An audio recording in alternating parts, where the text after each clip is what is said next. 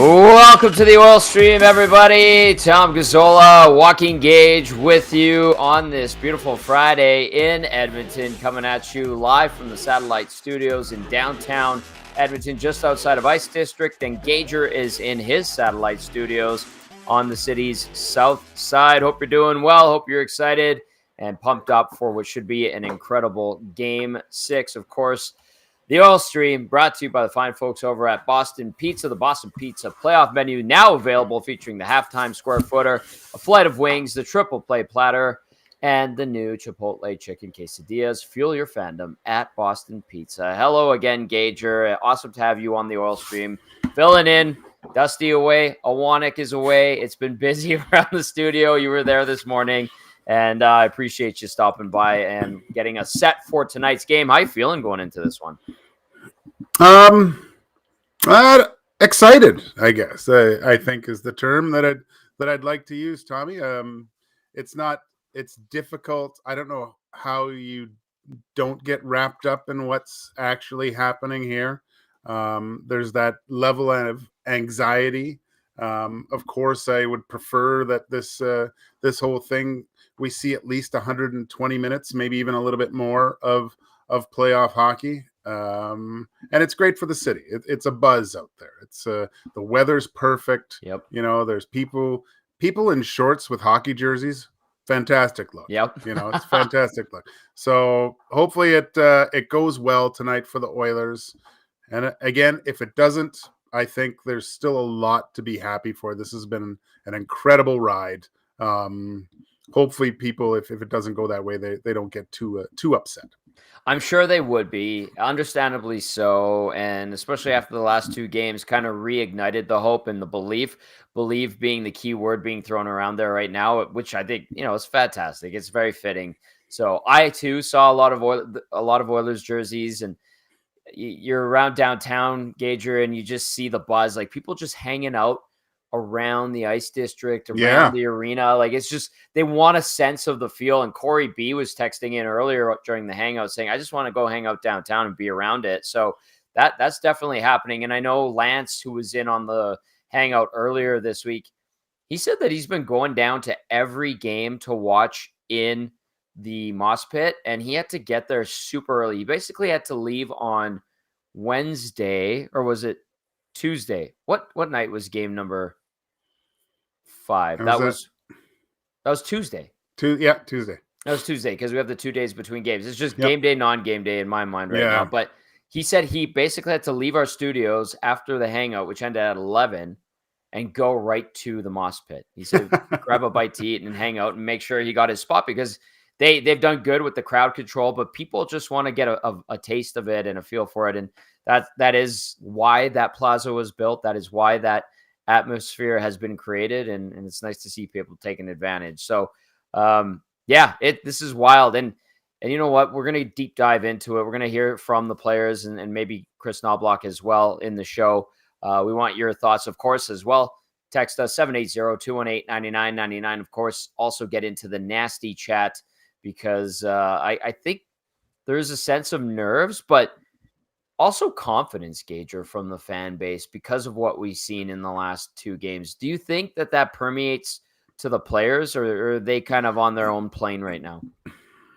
I think it's just a whole different ball of wax at this point, Tommy. Like, to know that you're kind of the last two standing. There can be only one Highlander sort of, all those other cliche sayings that we have, trap game. I really think you just throw all that stuff out the window at this point. The magnitude of the situation that they're in, like, both teams know that at most they're only going to play 2 more games this season, right? It's not, there's no, you try not to look too far ahead. It's probably quite difficult. The Oilers, to a man, it seems like they've stayed in the moment. I talked about Stuart Skinner, his focus and his attitude, which I think is outstanding for a young man of his experience, or how much experience he's actually been able to gain over the last few months. But no, I just think both teams, it's different but the same if that makes sense. Like the Oilers are playing to play more, Right. The Panthers are playing to go home 47 pounds heavier. So I think it just boils down to that. I love that line. I like that line so much. Going home 47 pounds heavier. And maybe it was John Cooper. I remember you talking about it a little bit. It was John Cooper that Yeah, said that. Yeah. great line. And he is a bit of a wordsmith. He's a very intelligent guy, obviously back-to-back Stanley Cup champion with the Tampa Bay Lightning. I know we've talked a lot about Edmonton and what the Oilers have done in these past 2 games, and deservedly so, also being a show and station based out of Edmonton. That's what we do. But do you think we've overlooked the Panthers a little bit in these last 2 days after the Oilers win in Game 5 and not considered, maybe they just get pissed off and fed up and they try to lay the boots to the Oilers? I don't know if that could happen, but should we be giving them more respect to a certain extent? I think there's a little bit to that for sure. If the shoe was on the other foot, we would probably, if we were if we all lived in Florida, Tommy, Yep. and we were talking about the Panthers, our tone would be a little bit different. But again, I think these teams are so good. Like you said, lay a beating on. I don't think that's possible to lay a beating on the Oilers if they're playing well. Okay. To win that game, you're just going to have to. There's going to be little moments, little, plays at the blue line, keeping the puck in, making a good pass, stopping the puck behind the net. All these little things that add up at the end of the game. The battles that are won are going to make the difference overall. I don't think, even if the Oilers played at their best and the Panthers to a man played at their best, I do give the slight edge to the Oilers, but that's still what, a 3-2, 2-1 hockey game at the end of it all, right? So no, the only way that the Oilers are getting slapped, as you eloquently put it, is if the Oilers don't show up to play. Fair point. And I don't see much chance of that happening. This is what I'm curious about because of the magnitude of this game and everybody understanding and recognizing what's on the line and how this series has evolved and progressed.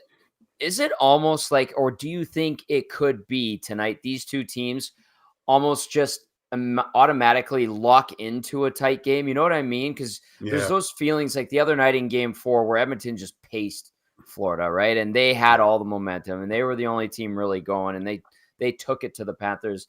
And then the other night it was much closer, although Edmonton built up that lead and then managed to hang on to it, even though Florida pushed. It to me, I and when I describe it, and I think you understand, but for maybe those that are watching and listening, it's almost like the big match at WrestleMania. It's Andre the Giant and Hulk Hogan, and they kind of dance around each other a little bit, and then they lock in. I almost feel like these teams might do that tonight, Gager. Is this kind of a ridiculous thought, or do you think that the instinct is for that to happen? Well, I just want to go through a progression of let's look at the end of Game 3. I thought this series was over. Yeah. More so the body language of the Panthers coming off the ice. Like when you watch that camera angle when they're coming out and going down that little hallway from the visiting bench, there was no hooting and hollering, no high fives. It looked like to them, it looked like another game in January and February, right? I was like, geez, these guys are laser focused and they know the job's not done. But then you add in the extra day, the families coming in, all these expectations, from last year getting quite a beating from the Golden Knights. Now you're in a position where one game to win it all. I think there was a little bit of getting ahead of themselves. You saw in game, back in Florida, game 5, Oilers, great start, got that first goal, got the momentum early. I think that's key for both teams in either situation. But I think tonight you got it right, Tommy. This is the subtle walking around in a semicircle. I think that's whatever that kind of equates to in in hockey terms, Yeah. very tentative first 10 minutes. I Yeah. think I don't think you're going to see a lot of riverboat gambling in the first, but then eventually it's going to start opening up and get more and more, maybe some more chances taken, and get very exciting at the end. But yeah, this is the two heavyweights, the heavyweight championship of the world, waiting for two mammoths to collide. We should check if there's any Richter scales. Once they lock horns, it's going to be something else. I love that. And those types of games, to be honest with you, Gager, make me the most nervous as a viewer of hockey, because I don't know, like usually you played for a long time. You've been on that stage, and you understand like the rhythm and the nuance of the game better than 99% of the people out there. From what I've learned about hockey in my time is that tends to happen. And because of how tight it can get, those games where I don't have a good feel for which way it could go, I do have this internal nervousness automatically. And that's why I brought that up. And we're at the point now, like, listen, I would be over the moon to see Oilers fans be able to celebrate a Stanley Cup victory. We've seen the heartache. You played for the team, Gage. You know what the perils of the Oilers organization has been over the last couple of decades. We're at the point now, if you're just a hockey fan, you could just embrace it and enjoy the moment, because we're watching a wonderful story take place between two great teams. And yeah, you have every right to be excited, whether you're covering this franchise or you're covering this league or you're just a fan of the game. Like it's very exciting, the moment that has been created here. So yeah, that's how I feel. Hockey in June, man. It's nerve wracking. Mm-hmm. And how about, like, I love when sports can give you that sense of anxiety, whether you're a fan or not. When something of this magnitude is on the line, I love it. It's hard to get that feeling back, that feeling of not being able to control the situation. Yes. It's funny how people think, oh, the pressure. I would much rather be playing than watching, because you can influence the outcome. You have some sense of control over that type of situation. Sitting back and watching it, like I love watching coaches, because their ability to stay calm is unbelievable. And I think that's one of the reasons for the whole turnaround of this team. Mm-hmm. Looking back behind you and having, Paul Coffey and Kris Knoblauch, where I'd love to get the heart rate monitors on them for the actual game. Yeah. But from an outward appearance, they look like it's just another day at the office for most of the time. And it's incredible to not have your instinct and nervousness kick in, and while you're sitting on that bench and it's as rowdy as it is, whether it's Florida or Edmonton. And we'll see if Kris Knoblauch is his calm, cool, composed self again tonight. We'll see what Paul Maurice looks like. I know he's probably not too happy with the results and how it's come to be that they're back here in Edmonton, but that is the situation that's before him and his team. So it will be very fun, interesting, nerve-wracking, all of those things tonight at about 6. Okay. Speaking of coaches, and I'm glad you brought that up, and speaking of Kris Knoblauch, he did speak earlier to the media. We do have clips to get to, and we're going to start with the Oilers bench boss, Kris Knoblauch. Zach, to come, if you don't mind rolling it, let's hear from the Oilers head coach. Said he's not happy with his game. He hasn't been all series. Just wondering what you're thinking, and how do you get a guy out of his head like that? I think Leon puts a lot of pressure on himself. I think the best players always want to be the best and expect a lot out of themselves. And, I've seen Leon play better than he has, but I think he's been contributing a lot, and I think he's harder on himself than he should be. And, I don't know. I think yesterday he had a good day of practice. He looked like his self, and I'm expecting him to play a good game tonight. Right side, front row, Derek. In that same vein, Kris, I just want to ask you about moving Ryan Hopkins to his line. I guess, does that give you more balance, or what was the kind of thought process of moving Warren Foegele up and Ryan down to his line? I don't know, just, matchups, what they want to do, and having a little more speed or defensive responsibilities. It was just more of a matchup thing. That was it. And, yeah, that was about it. In that same row, Jason. Kris, before game one of the postseason, you mentioned that you didn't really know what to expect. It was your first time in it. You're set for game 24, I think it is. Can you take us kind of through what your journey's been as the coach and what you've maybe learned about yourself throughout this playoff? I don't think I had time to think about myself, just with the line matchups and the systems and pre-scouts. Probably when it's all said and done, and then I'll look back and reflect on it. But yeah, I've enjoyed the journey. It's been I can't say it's been fun. I like where we've gone and what's happened, but. Yeah, I like the players. I think we've all been enjoying this process. When it's all said and done, I think I'll really appreciate it. Has it been more intense than you expected or less? Like in the moment you talk about the line matches and how every shift matters, maybe every decision for the coach matters too.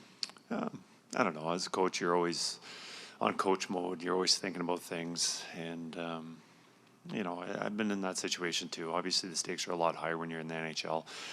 But whether it was in junior and the American League, I never had a lot of big games in the American League, but junior level, there's those early mornings where you wake up and you're getting to the rink early and thinking about something because you can't sleep. And, that happened in junior and happened here. And you got big decisions to make. More eyes are on you in the NHL, obviously.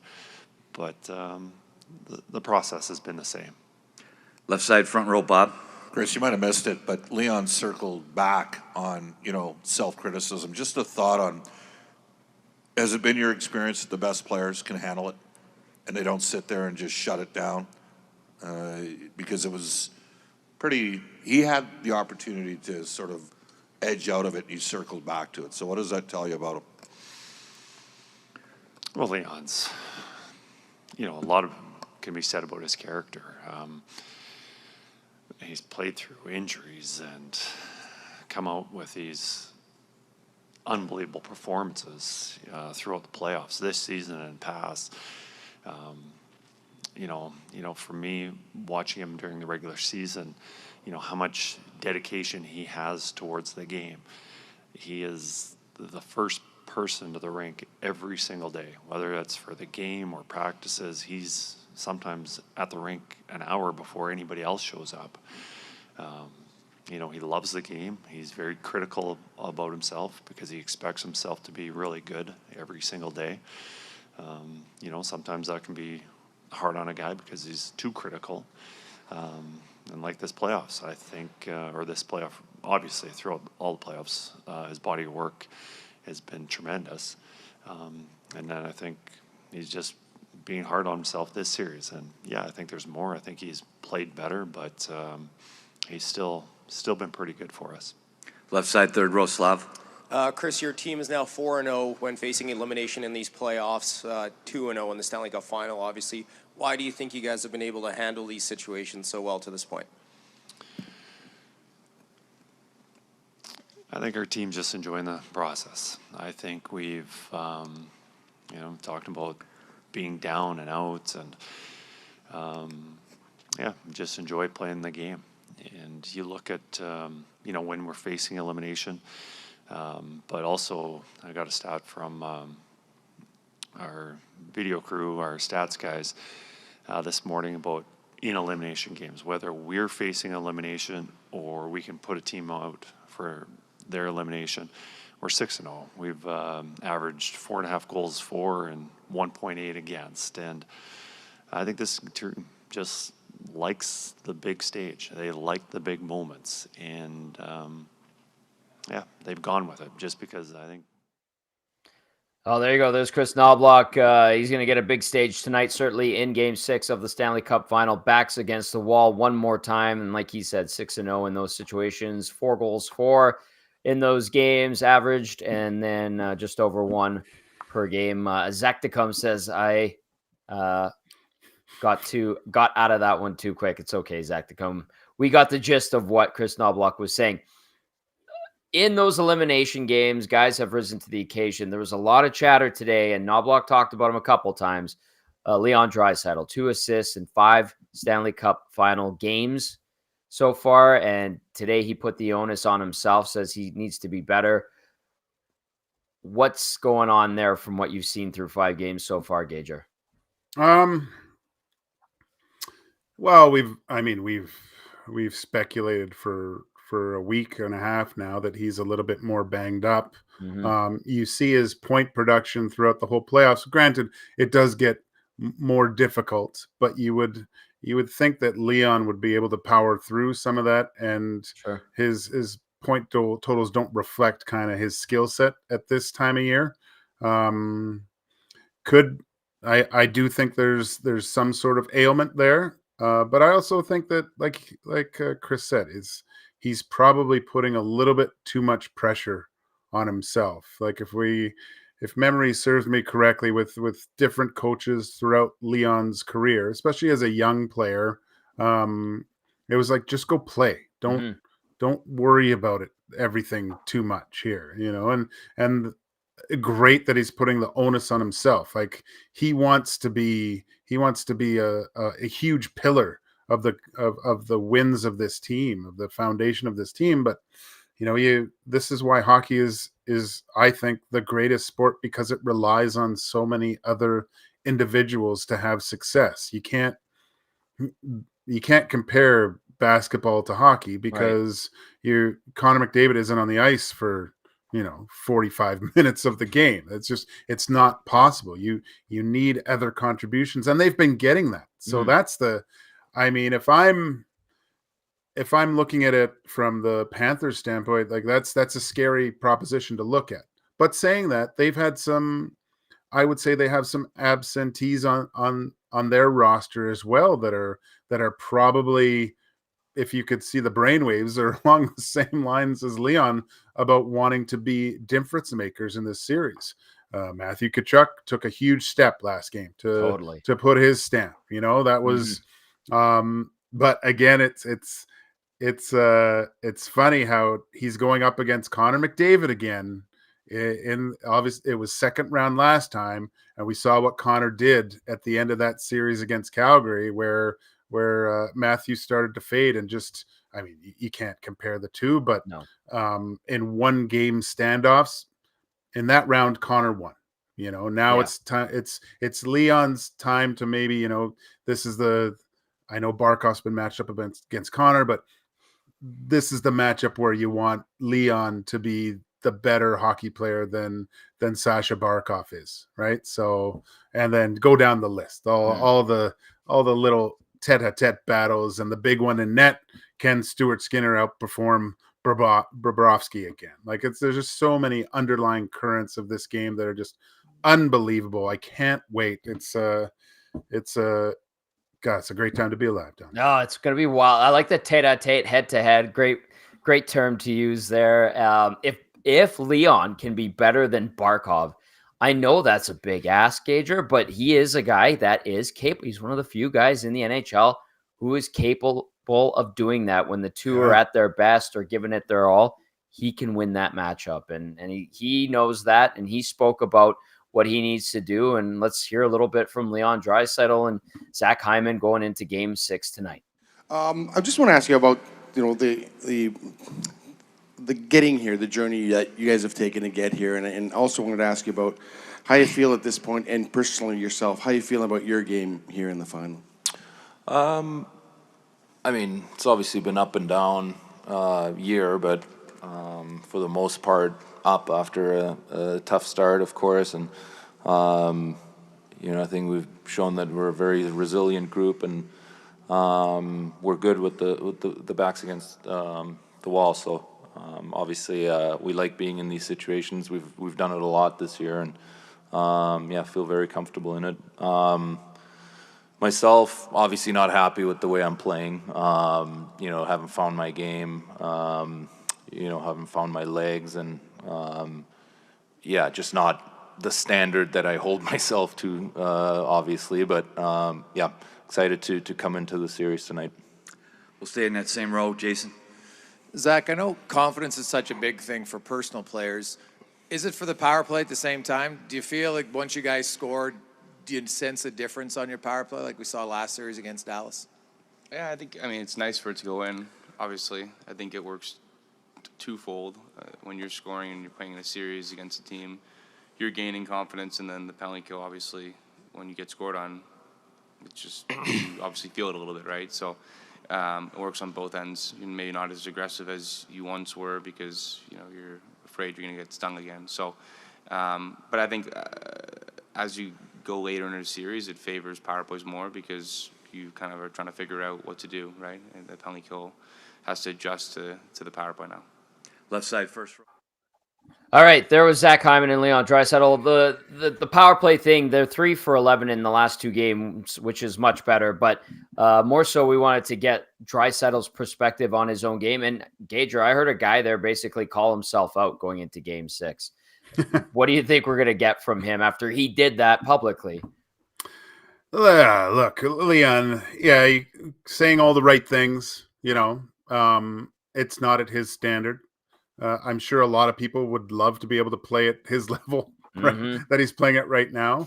But I think here's a guy that's gone through a lot of different, ups and downs, as he put it, throughout the last few years. And again, being in this situation, 2 wins away, realizing that they need more from him, right? And how do you channel that energy on that razor's edge, right? You gotta sometimes that a little bit of that not caring is helpful with a lot of desire too. So letting the game come to him and just feeling it. It's something that he's done hundreds of times before. Just has to go out and play a solid Leon Draisaitl two-way game. And if he brings that, it ticks another one of those boxes that you look for that equal at the end of the day an Oilers victory. We'll see what kind of game Leon Draisaitl brings to the table tonight. It is the Oil Stream, brought to you by Popeyes Louisiana Kitchen. Things just get better at Popeyes as the new crispy chicken buffalo wrap is now available. 2 classic hand-battered and breaded mild chicken tenders with bold buffalo sauce paired with fresh lettuce, tomato, and mild or spicy mayo wrapped in a soft flour tortilla, available in store or delivery. Delicious. One of those would be great right now with a delicious beer in the other hand, Gager. And I know a lot of our listeners and viewers are enjoying that situation right now. It might not be a Popeyes chicken sandwich, but I see that Rip City Step via the Nasty Chat is listening from Kelly's patio. Hello, Rip City Step. I know that patio very well. Big Nate, Big Uke says, anybody else wanting to leave work and drink in the sun before the game, or is that just me? I feel like there's probably a bunch of people who've already started that. Nathaniel says, don't forget to mix in a vodka water. I'm loving this, and this is good. It's the perfect day for this, Gager. And I feel like in 26 minutes, when the clock strikes 1, there's going to be a mass exodus, and the traffic leaving work will begin because it just has that vibe. We need I've already seen the meme once. I was going to put it out there, but the Fred Flintstone punching the clock. Yes. Yabba dabba do time, baby. Yes. Let's get after it and get into a patio quickly for an adult beverage would be fantastic. Unfortunately, I got some work to do, but I know it's tough. But we'll figure something out, Tommy. I'll figure something out. You're crafty like that. Tom Gazzola and Joaquin Gage on the Oil Stream. Text us 780-218-9999 and get into the Nasty Chat. I do have a text or two that I will get to shortly. Let's go. And this is the topic I did want to touch on. AB Poker Inc. says, is Kane in for Holloway, and why Holloway? Okay, what we can tell you is that Holloway is playing. I know there was some discussion on social media when Holloway stayed out late after the morning skate, and usually that's an indicator a guy's not playing, but he is going to play, and Kane has been ruled a game-time decision by Kris Knoblauch. I can't foresee Dylan Holloway coming out. He's not coming out tonight. I know that was some of the discussion, so no, he's not coming out. Evander Kane going in, Gager.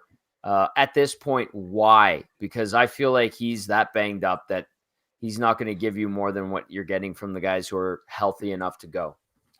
So who comes out, Tommy? Is it Derek Ryan? I mean, the other guys are playing pretty darn good right now, unless you think Warren Fogel's contributions aren't good enough. But he had a crucial forecheck on the bad angle goal. Exactly. There's that speed that's there's so many things that lead up to the goal or the potential of opportunities, right? Mm-hmm. I've said it before, and probably Cass would be the best guy to deal with the athletic pubalgia questions than anyone else. Yes, they do start feeling better, right? But once this season's over, Tommy, Evander Kane's going under the knife. He's going to have surgery to repair this. He's one hit, one awkward stride from becoming unserviceable for the rest of the game. Yep. That's a body lost. I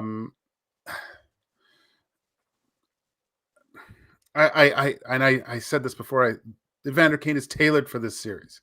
He could definitely a 90% Evander Kane can make a difference. Absolutely. But a 60 to 65% Evander Kane at this time of the year I just don't think he can be effective enough to put his stamp on a series where someone with a little bit more health, a little bit more jump, and if getting hit isn't going to put them standing at the end of the bench for the rest of the game.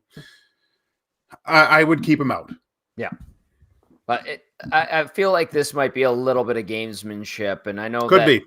Kris Knoblauch's not really the type that would strike you as someone who would get himself into that type of scenario. But like you said, they're emptying the tank. This is it, and maybe you want to kind of toy a little bit. I don't know. I don't think it's going to happen tonight, but we shall see. He's been listed as a game time decision by Kris Knoblauch. Okay, Gager, I wanted to throw this at you because there's a lot of talk about how the Oilers in elimination scenarios have been pretty damn good. They've been successful in those scenarios all playoffs long.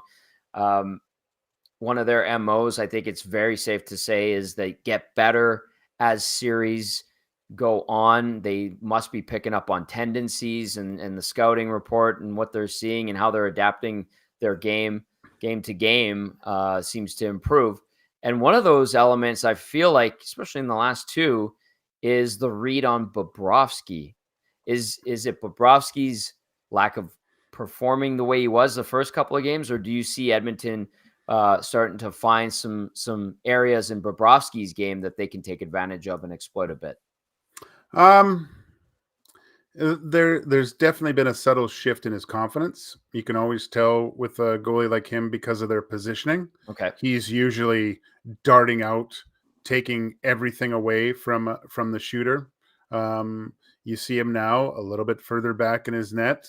That's the first sign. So, and when I look at Connor's, just looking at Connor's goals, and even the bad angle one, let's shouldn't go in, yes, but there's a couple things that contributed to that. Obviously, the forward check and Hyman with the slight flyby that kept him deep in his net, and Connor's been shooting the puck more. So you see Bobrovsky kind of he's trying to take away that high shot that he's looking for at that point, and he freezes Bobrovsky on that right post. Right.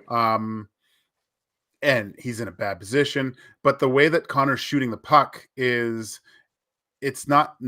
kind of that in between shot. Like boxers talk about, they work in milliseconds, right? Like the subtle movements, and then they throw a punch where that little spot in between their opponent's movement, and that's where Connor's starting to shoot the puck. Even with his goal the game before, going short side, it looked like Bobrovsky wasn't even ready for it. It was masterful the way he disguises when he's going to shoot the puck. Like some guys shoot off one foot, other guys shoot off the other. Connor's doing it off either, feet together, feet moving. You don't know when it's coming off, and it's masterful what he's doing.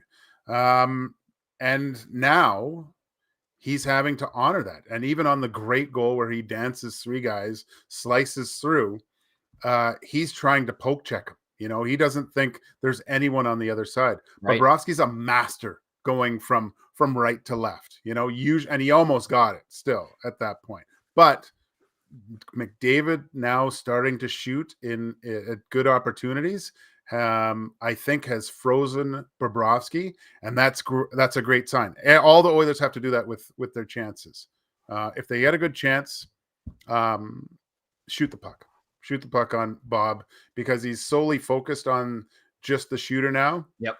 It might open up some cross ice opportunities because he's so good at that. You might as well shoot it and look for rebounds anyway. Interesting. Let's see if they do that. The Gord father texting in. The Gord father says to you, Gager, those clients who want to meet in afternoon of a home cup final game aren't the types of clients you want or need, Gager. No, there's no meetings. There's planned creations that are getting finished and finalized today. There's no client meetings because it would just be gibberish. But unfortunately, not all my clients are Edmonton fans. I'm countrywide, so to speak. Oh baby, this one from KC says just picked up a Popeyes chicken wrap. Advertising works. That's right, KC, and we've had some great partners, including Popeyes, be with us from the start, and Boston Pizza. And I will say that we have announced it that next week we're going to do a live on location oil stream, myself and Dusty Nielsen, when he's back in town, Wednesday, June 26th at noon, Argyle BP. Come join us. It's going to be a lot of fun at lunch at Boston Pizza. Gager, you've been a part of a few of those, and you know that those are a hoot, and we enjoy our time together at BP. So looking forward to that. We'll know what happens by then. Win or lose, we're going to have some fun. Let's go to the nasty chat really quickly, see what's going on.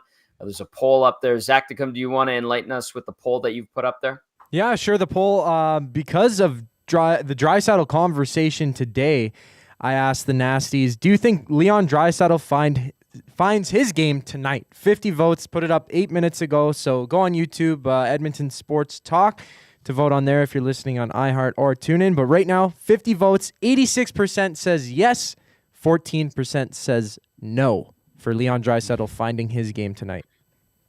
Oh, man. Okay, we'll see if he could put his money where his mouth is and calling himself out. Leon Draisaitl, 2 assists in 5 games in the Stanley Cup Final. Wants more production out of himself. Smitty the Welder says, Tommy, what patio in Edmonton don't you know well?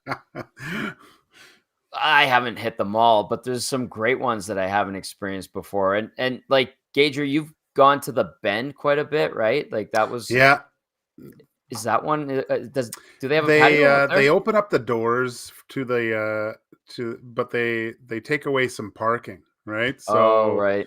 I don't know if they'll have those open today. A good possibility. But they probably we're gonna stack them, pack them, and rack them in the Bend tonight, and we'll have to go partake. It's always a good time. Always a good time there. Love the dive bar, just sporting events. It's what a time. What a time. I know. It's just hilarious. Oh, I was looking outside. I stood on my balcony, and I'm like, this is beautiful. So it's a great day. Carmen K Gill 97 in the nasty chat says, I'm having an adult beverage at work. A lot of people took the day off, quote unquote, today. Yes, smart people. I can imagine there's a lot of people who are off right now. That's awesome. All right, let's take a look at text line really quickly one more time. Gordfather also adds, it can't be stated enough how big the first goal is tonight. Oil getting ahead, such a difference maker the last couple of games rather than chasing. Need the first one tonight. Okay, yes, the first one is super important, obviously, Joaquin. The way Edmonton got it in game 5, shorthanded, completely manufactured by Connor Brown, was excellent. If Edmonton goes down in this game out of the gates, like, do you think it's a dagger, or do you think they could bounce back because of how crazy it's going to be in there tonight? I'll just say it's a dagger, but not all the way in and twisted. Okay. Because of the way that building is going to be tonight, it's going to be loud. It's going to, there's going to be certain things that you can draw as a player from that crowd.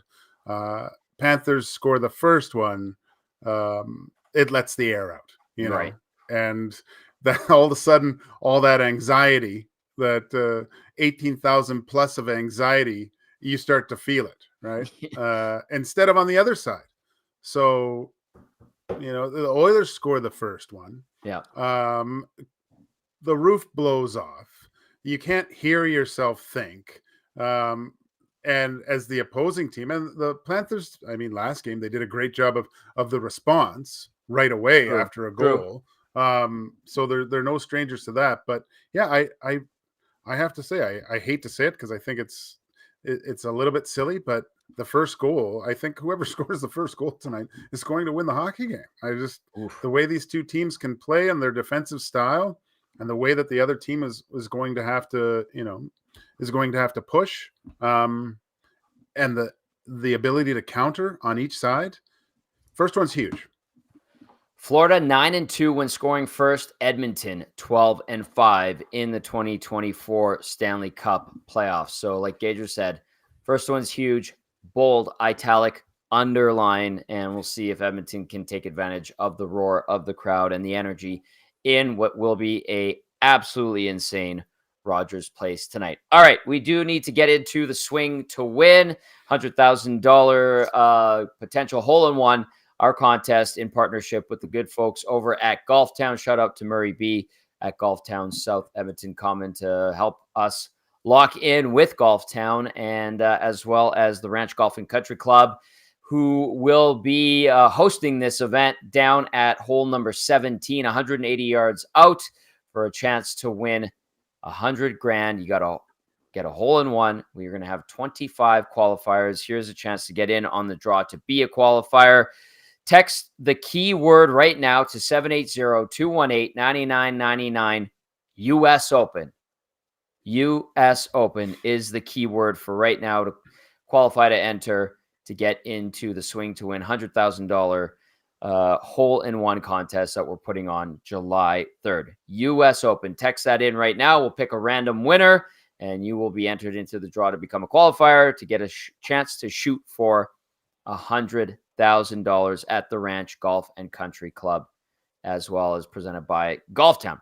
US Open. Text that in right now, 780-218-9999. As we roll along here into the final minutes of the Oil Stream, Tom Gazzola and Joaquin Gage with you, getting you set for Game 6 of the Stanley Cup Final. Oilers looking to extend this series to 7. My goodness, what a story that would be. We have to mention, too, our fine partners over at Coolbet, who've been riding with us all year long, right out of the gates here at EST. So ride with Edmonton Sports Talk all playoffs long, as well as Coolbet. Watch for the EST parlays every game day only at coolbet.com. Gager, did you want to say there'd be a safe bet in this game, or do you want to tie it into Coolbet somehow? Oh gosh, yeah, no, what was the MJ Mike Johnson was talking about it today after Game 3? I think it was, you could get the Oilers at plus 700 to come back and win the series. Wow. And now I think it's like minus 150 for the Oilers to come back. So it's bad, and the nasties have been all over me, because at certain points it just seemed to me that the Oilers were down and out, and every time they've proved me wrong.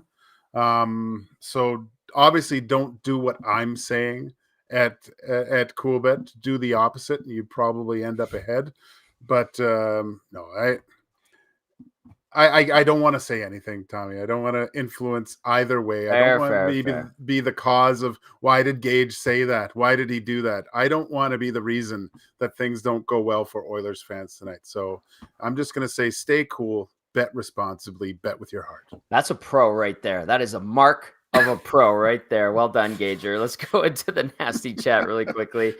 Chen Cool, who's celebrating a birthday, says the Oilers are going to win tonight and Monday for B-Day on Sunday. Okay, B-Day Sunday. Sorry.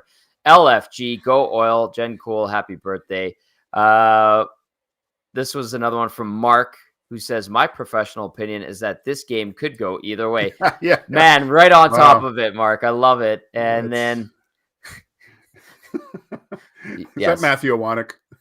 It's obviously someone related to Owanek if it isn't actually Owanek going by. How his is burner. Owanek? How is any? I don't know. It looked like he had a good time from what I saw. I mean, he knew that the result wouldn't be desirable against Argentina, the defending World Cup champions, and they hung in there for a while at 1-0. Actually, they had a good first half, and then so I don't know. He'll break it all down when he's back on Monday. I'm not too worried about that. It looked like a great crowd in Atlanta for Copa America as Canada falls 2-0 to Argentina. I don't know. It looked good. He met up with other Canadian fans too. I was half expecting him to fall in love with a nice Argentinian woman and all of a sudden be down there and starting Argentinian sports talk. So who knows? Well, maybe he did. Maybe that groundwork is being laid right now. Who knows? We haven't heard from him. He's MIA unless he's in the air right now. And I can't remember his itinerary, but maybe that happens, Gager. Should put a bet down on that. Jenna Tills. I'm using that full name. I know it's a joke name, but I'm using it for this reason because of what Jenna had said. Be careful with random winners, Tom. That's how I got athletic pubalgia. Yeah, but this is that kind of athletic pubalgia doesn't need penicillin, I think, Tommy. So don't worry about that. Well played, Gager and Jenna Tills. And then Dash at Heavy Hockey. What's up, Dash? Says game day oil stream on June 21st. LFG fire emoji. Hell yeah, we are pumped up. All right, Gager, keys to victory in your opinion tonight as we wrap up the oil stream. Let's just say use the crowd to your advantage. Score the first goal. We talked about that heavyweight tilt going at it. Try to control the storm. Get it blowing in your direction first. All those nice adjectives. Use the crowd though. Use them. Yeah. Don't have to kill anybody. Finish checks. And like I've been my mantra all year, Tommy, that good first pass from D to forwards. Take that. The most important part of the Florida Panthers, I think their keys to success is their forward check. It's dogs on bones. And if you can do something to get past that first checker and go tape to tape, the Oilers they'll be sitting pretty by the end of Game 6. Like you said, all season long and early on, their best is when they are crisp out of the defensive zone and through the neutral zone. We'll see if that continues tonight for the Edmonton Oilers. Propane Pimp texting in said, it's not groundwork that is being laid down in reference to Matthew Owanek making Argentina sports talk a thing. If he did meet a nice lady down there who is an Argentinian, who was a fan at the game in Atlanta. And then via the nasty chat, Zach Tecum chiming in on our Edmonton Sports Talk official account says, I just realized that at Jenna Tills isn't a real name. In my defense, I thought that was a real name. I thought that was a genuine name of a person. And so did Dusty until he read it out loud. What was he? Well, what's the other name? There's one other name that got Stupidasso. Stupidasso. Yeah. Oh man, that even got me. I thought that was Italian, funny. right? Yeah, I was like, no, stupid. Yeah. Oh no. Yeah, no, that's that's a classic funny name. Jenna responded to you by saying, it's a real name if you call me it. Oh, hey-o. Hey-o. Oh, my goodness. All right, Zach to come. We have one more thing that we need to give away, and it's the key word for our Great Outdoors Comedy Festival, which is happening July 12th to 14th down at the Kinsman Park, the Great Outdoors Comedy Festival with Bert Kreischer, Whitney Cummings. We want to give away a VIP table for 4, so we need a keyword, and I'm going to bestow that honor upon Gager. So text in the word that he's going to say to 780-218-9999 to be entered in to win a VIP table for 4 at the Great Outdoors Comedy Festival. Of course, Alley Cat will be the beer of choice down at the Great Outdoors Comedy Festival with the 6 o'clocker lager being featured there. So, Gager, do you have a keyword to send out to our listeners and viewers that they could text in? Victory. Ooh. Victory. Text that. Say that again the way you just did. Victory. 780-218-9999. Send that keyword in that Gager chose right now to get in for a chance to win a VIP table for 4 to the Great Outdoors Comedy Festival. Boys, great show. Gager, thank you for filling in. Great work today on the morning show. You crush it every time you're on with us, and you're excellent once again here on the Oil Stream. That's going to do it for our programming until 4:30 when the GCL Diesel Oil Stream pregame show goes on. Myself, Matt Cassian, and YouTube Trev. Tune in either on iHeartRadio, the TuneIn app, of course, EvertonSportsTalk.com, audio player, Apple Music, and you can watch us on YouTube. That's going to do it for the Oil Stream. Big thank you to all of our sponsors. A huge thank you to everybody who tuned in. Go have yourself a damn beverage. Get off of work, and we'll talk to you at 4:30. For Gager and Zach to come, I'm Tom Gazzola saying ciao for now, everyone. Bye-bye.